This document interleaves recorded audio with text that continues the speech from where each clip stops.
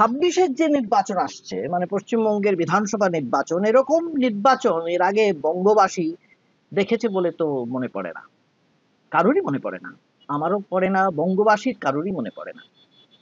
হ্যাঁ, উত্তেজনা হয়েছে, তপ্ত হয়েছে আবহাওয়া, রাজনৈতিক বিভিন্ন রকমের কথা চাপান উতর চলেছে, এমনকি রক্তপাতও হয়েছে। কিন্তু নির্বাচনের বহু আগে থেকে এইরকম উত্তাপ বেড়ে যাওয়া এর আগে কোনোদিন আমরা দেখেছি বলে মনে পড়ে না। কারণ স্পেশাল ইন্টেন্সিভ রিভিশন, বিশেষ নিবিড় সংশোধন না, সেটাও নয়। তার চেয়েও বড় কারণ হচ্ছে যে প্রক্রিয়ায় এটা করা হচ্ছে। অনেকেই বলছেন আইনে নাকি এই এসআইআর এর কোনো বিধান নেই। এমনকি প্রাক্তন আমলা, যিনি বিশেষভাবে এই সমস্ত কাজ করেছেন, অত্যন্ত দক্ষ জহর সরকার, তিনিও বলছেন এটার কোনো আইনি বিধান নেই, আইনে এটার বিধান নেই। হ্যাঁ, সাবারি রিভিশন হয়েছে, ইন্টেন্সিভ রিভিশন হয়েছে, কিন্তু স্পেশাল জুড়ে দিয়ে একটা সাংঘাতিক ঘটনা ঘটানো হয়েছে। এই স্পেশালের জন্য সবচেয়ে বিপদে কারা পড়েছেন? সবচেয়ে বিপদে পড়েছেন দুটি পক্ষ। একটা হচ্ছে আম জনতা, মানে ভোটার, আর আরেকটা কারা? আরেকটা হচ্ছে বিএলও। এই যে বিএলও যারা হয়েছেন তারা মূলত কারা? তারা হচ্ছেন স্কুল শিক্ষক শিক্ষিকা। এই যে স্কুল শিক্ষক শিক্ষিকা, মানে সরকারি স্কুল শিক্ষক শিক্ষিকা, তাদের যেভাবে প্রবল চাপের মধ্যে পড়তে হচ্ছে, এই চাপের কথা কি তারা এই চাকরি পাওয়ার আগে, মানে স্কুলের চাকরি পাওয়ার আগে কোনোদিন ভেবেছিলেন? নাকি তারা ভেবেছিলেন এটাই তাদের একটা জীবনের, যাকে বলা হয় আয়ুক্ষয়ের ব্যাপার ঘটতে চলবে, ঘটিয়ে ফেলবে রাধা? যে এই ঘটনাটাই যেভাবে এটা চলছে, যেরকম প্রবল চাপের মধ্যে তারা আছেন, যতদিন না এ থেকে নিষ্কৃতি পাবেন ততদিন তারা বুঝতে পারছেন না তারা বাঁচবেন নাকি অর্ধমৃত হয়ে বাঁচবেন। এটা নিয়ে আজকে বলবো। নমস্কার, আমি গৌতম বন্দ্যোপাধ্যায়, আপনারা দেখছেন গৌতম ব্যানার্জি অফিসিয়াল। যারা আমার চ্যানেল দেখছেন তাদের কাছে আমার অনুরোধ যে আমার চ্যানেলটাকে আপনারা সাবস্ক্রাইব করুন, শেয়ার করুন, কমেন্ট করুন, আর এই সঙ্গে আমার যে নোটিফিকেশন আইকনটা আছে, বেলটা আছে, ওটা অন করে দিন। আমি এই বিএলওদের নিয়ে বলছি এই কারণে, বিএলওদের যে চাপের কথা তা কিন্তু অনেক জায়গায় দেখতে পাচ্ছেন আপনারা, বিভিন্ন জায়গায়, বিভিন্ন মিডিয়াতে, কাগজে সব বেরোচ্ছে। তারও উপরে আরো একটা ব্যাপার আছে। উপরের ব্যাপারটা হচ্ছে যে এই যে বিএলও যারা, যারা স্কুল শিক্ষক শিক্ষিকা, তারা যে দিনের পর দিন নিজের কাজটা করতে পারছেন না, এরপর তারা কোথায় যাবে? মানে এরপর যখন তারা ফিরবেন নিজের শিক্ষাক্ষেত্রে, কর্মক্ষেত্রে, তখন তারা সেখানে আবার কি দেখবেন? তখন দেখবেন সেখানে আরেকটা তাদের জন্য ভয়াবহ পরিবেশ, পরিস্থিতি অপেক্ষা করছে। কারণ যে পড়ুয়ারা, ছেলেপুলেরা, তারা তো কার্যত না পড়াশুনো করে, না লেখাপড়া করে বসে আছে। কিন্তু এই বিএলওর কাজ করতে গিয়ে সমস্ত শিক্ষক শিক্ষিকার মধ্যে প্রায় বলা যেতে পারে 3/4 কাজ করতে পারছেন না, পড়াশুনো লাটে উঠে যাচ্ছে। দেখুন, স্কুলের কাজ খুঁড়িয়ে খুঁড়িয়ে চলছে, পড়াশুনো লাঠে উঠেছে। এই স্কুল টিচারদের কি কি কাজ করতে হয় দেখুন। একে তো পড়াশুনো আছে, কিরকম পড়াশুনো? এমন এমন জায়গায় পড়াশুনো যেখানে কোনো পরিকাঠামো নেই। দেখবেন একটা ঘরে 4টে ক্লাস চলছে, কখনো দেখবেন একটা ঘরে 4টে বেঞ্চ আছে আর 25টা ছাত্রছাত্রী আছে, কখন দেখবেন বেঞ্চ নেই, বোর্ড নেই, এমনকি মাথার উপরে ছাদ নেই, বাইরে মাঠের মধ্যে পড়াতে হচ্ছে। এই তো অবস্থা। তার মধ্যে এখন শিক্ষক শিক্ষিকাদের অধিকাংশ এখন নেই, সিংহভাগ এখন বিএলওর কাজ করছে।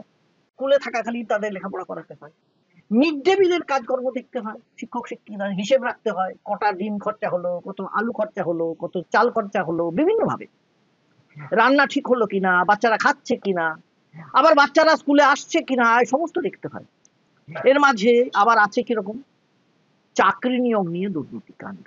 এই যে চাকরি, মানে শিক্ষক শিক্ষিকাদের চাকরি, এইটি একমাত্র শিক্ষিত বাঙালিদের একটা পরম ভরসার জায়গা ছিল। কি হয়েছে আমরা সবাই জানি, দিনের পর দিন দুর্নীতির মানে পাকে পড়ে সেসব চাকরি এখন মাথায় উঠেছে, সেসব চাকরি নেই। যদি বা চাকরি কোনো সময় হচ্ছে বলে সুযোগ আসছে, দরজার কাছে পৌঁছে তারা দেখছেন আদালতের দরজা আবার খুলে গেছে। মানে আবার বন্ধ। একে বলে নরক গুলজার। বিএলওরা মারা যাচ্ছেন, অসুস্থ হচ্ছেন, আক্রান্ত হচ্ছেন। এটা কিন্তু পশ্চিমবঙ্গ শুধু নয়, সমস্ত জায়গায়, উত্তরপ্রদেশে, রাজস্থান, যেখানে যেখানে বিজেপি শাসিত রাজ্য সেখানেও হচ্ছে, এবং সেখানে সাংঘাতিক ভাবে হচ্ছে। উত্তরপ্রদেশে তো সাংঘাতিক অবস্থা, আপনারা জানেন। এবং তারপরে তাদের সোগর্স নোটিশ, কারণ দর্শাতে বলা হচ্ছে। কোথায় গিয়েছিলেন, কেন যাননি, কেন দেখা পাননি, কেন দিয়ে আসেননি, কেন হাতে দিয়ে আসেননি, কেন আসল ভোটারকে খুঁজে পাননি, কেন মৃত ভোটারের নাম উঠছে, অজস্র কাণ্ড। একেবারে শাটল কক বলা হয়। একদিকে র্যাকেট হাতে কমিশন, অন্যদিকে রাজনৈতিক নেতারা। দুপক্ষের খেলা হয় এখানে, কিন্তু ত্রিপাক্ষিক খেলা। কারণ অন্যদিকে আবার আছেন ভোটাররা। বিএলওরা मानसिक একটা ট্রমার মধ্য দিয়ে যাচ্ছেন। से एक दिन पहले बात हुई थी हमसे, तो उन्होंने बताया कि एसडीएम बीएलओ और वो एसडीएम बीडीओ और वो लेखपाल तीनों उनको वो कर रहे हैं, दबाव डाल रहे हैं, ओबीसी वोटरों को वोटर में से नाम काटा जाए और जनरल वालों को बढ़ावा दिया जाए। बीएलओ की पत्नी सीमा यादव ने बताया कि डिपार्टमेंट से उन्हें कई बार धमकी मिली थी। कहानी अधिकारी लोग परेशान कर रहे थे 2-3 महीने से, इसलिए ऐसा किए। तो लोग प्रेशर डेली डालते थे, कहते थे कि सस्पेंड कर देंगे, पुलिस बुला के उठवा लेंगे। এরপরে তারা যখন ফিরবেন তখন তো তাদের দিনের পর দিন এই দুঃস্বপ্ন তাড়া করবে। এবং শুধু তাই নয়, তাদের জন্য সত্যি কথা বলতে গেলে তাদের জন্য মনোবিদ লাগবে, তাদের মানসিক ভারসাম্য ফিরিয়ে আনতে। কিন্তু তারা কি করবে? তাদের সাহায্যের জন্য বলা হয়েছিল সমস্ত রাজনৈতিক দলগুলো বিএলএ দেবে। বিএলএ দেবে, রাজনৈতিক দলগুলোর কর্মীরা সঙ্গে থাকবে, সমস্ত রাজনৈতিক দলে। এখানে মূলত 3টে কি 4টে দল, আমরা যতই বলি মূলত 2টি দল। একদিকে হচ্ছে তৃণমূল, একদিকে হচ্ছে বিজেপি। হ্যাঁ, কিছু সিপিএম এর লোকজন আছে, কংগ্রেসের এখানে কিছু নেই। কংগ্রেসের 2-3টি জেলাতে আছে, সেখানে কংগ্রেসের কিছু কিছু লোক আছে, আমরা জানি। কিন্তু এখানে সিপিএম এর কিছু কোথায়? দেখুন আপনারা, তৃণমূল ছড়ি ঘোরাচ্ছে, বিজেপি মাঠে নেই। এমনকি সংবাদপত্রের প্রতিবেদনে বেরোচ্ছে যে বিজেপি কর্মীদের নাকি আর দেখাই যাচ্ছে না মাঠে। বিজেপি নেতারা মাইকের সামনে খুব স্বচ্ছন্দ, কিন্তু মাঠে তো নয়। তাহলে তাদের এত দাপটটা কেন? শ্রমিক ভট্টাচার্য, মানে বিজেপির যিনি রাজ্য সভাপতি, তিনি বলছেন জ্ঞানেশ কুমারকে এবারে দিল্লি থেকে রাজ্যে আসতে হবে। কারণ তিনি বুঝতে পারছেন নাকি এখানে যেভাবে কাজকর্ম চলছে, ভোটার সংশোধনের কাজ, তা মোটেই ঠিক হচ্ছে না, একেবারেই ঠিক হচ্ছে না। কারণ রাজ্য সরকার নিজেদের বিএলওকে নিয়ে, রাজ্য সরকার নিজেদের কর্মীদের দিয়ে যেভাবে করানো হচ্ছে বা করাচ্ছেন, তাতে প্রচুর ভুয়ো ভোটার, মৃত ভোটার সব নাম থেকে যাচ্ছে। তো জ্ঞানেশ কুমার এসে কি বাড়ি বাড়ি গিয়ে ভোটার পরীক্ষা করবেন, নাকি এদের দিয়েই কাজ করাবেন? দেখুন, স্বভাবতই তৃণমূল অন্যদিকে খিল্লি করতে শুরু করছে যে এই মানে বিজেপি বিশেষ করে নার্ভাস ব্রেকডাউন হয়েছে, বুঝতে পারছে হেরে যাবে, তাই জন্য তাদের লোক নেই। এবারে কি বলছেন বিজেপি কর্মীরা? বলছেন যে তারা ভয় পাচ্ছেন। খুব স্বাভাবিক, শাসক দল কিন্তু যে সে নয়। এবং সেখানে এর আগে কি হয়েছে, পূর্বের অভিজ্ঞতা সবার মনে আছে। 21-এর নির্বাচনে কি হয়েছে, তারও আগে পঞ্চায়েত নির্বাচনে কি হয়েছে, প্রচুর মারধর খেয়েছেন, প্রচুর মানবাল মোকদ্দমা হয়েছে, কিন্তু বিজেপি নেতারা গিয়ে তাদের পাশে খুব একটা দাঁড়ান। তাহলে তারা যাবেন কোথায়? ভয় পাচ্ছেন। তৃণমূলের ছোট ছোট মেজ সেজ খুচরো নেতারা গিয়ে যদি ধমকে দেন, চমকে দেন, তাহলেই তারা বাড়িতে ঢুকে যাচ্ছে। তো তারা যদি এত ভয়ই পাবে, তাদের নেতারা এত সাহসটা দিলেন কেন, আগে আশ্বাস দিলেন কেন, তাদের পাশে দাঁড়াচ্ছেন না কেন? কোথায়? তা তো দেখছি না আমরা। আবার কেউ কেউ আছেন বুঝছেন যে ঘরের খেয়ে মনের মোষ তাড়িয়ে কোনো লাভ নেই, কারণ তারা কোনো ভাতা পান না। বিজেপির ফাটি ফান্ডে কিন্তু টাকার ভাবনা নেই। বিজেপি অত্যন্ত ধনী একটা দল, আমরা জানি, কিন্তু তাহলে কি হবে?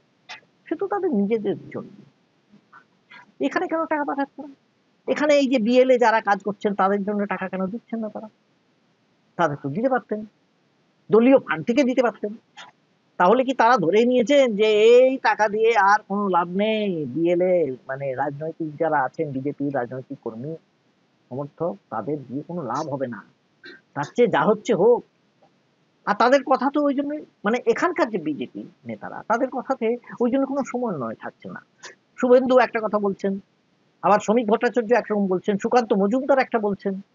শুভেন্দু বলছেন মমতা বন্দ্যোপাধ্যায়ের চাপে সরকারি কর্মীরা বিএলও হয়ে জাল ভোটারের নাম তুলছেন। সুকান্ত বলছেন মমতা সরকার বিএলওকে ভয় দেখিয়ে চাপ সৃষ্টি করছেন, আবার শ্রমিক ভট্টাচার্য বলছেন এত চাপ অনেকে নিতে পারছেন না বিএলওরা, তাদের কোনো দোষ নেই, এই সমস্ত অনেক কিছু কথা। কিন্তু এত কথা বলা হলো, মূল যে কথাটা সেটা কিন্তু কেউ বলছে না,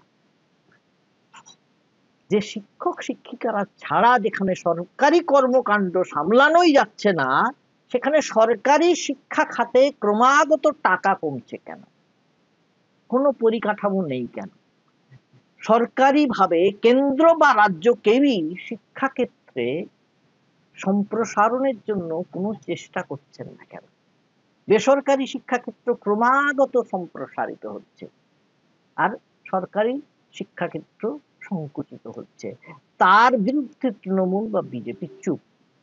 2009 সালে শিক্ষার অধিকার আইন তৈরি হয়েছিল এবং তখন নির্বাচনের কাজ করার জন্য শিক্ষক নিয়োগ আইনে একটা বন্দোবস্ত রাখা হয়, বলা হয় হ্যাঁ যারা শিক্ষক হবেন তারা এই কাজটা করবেন।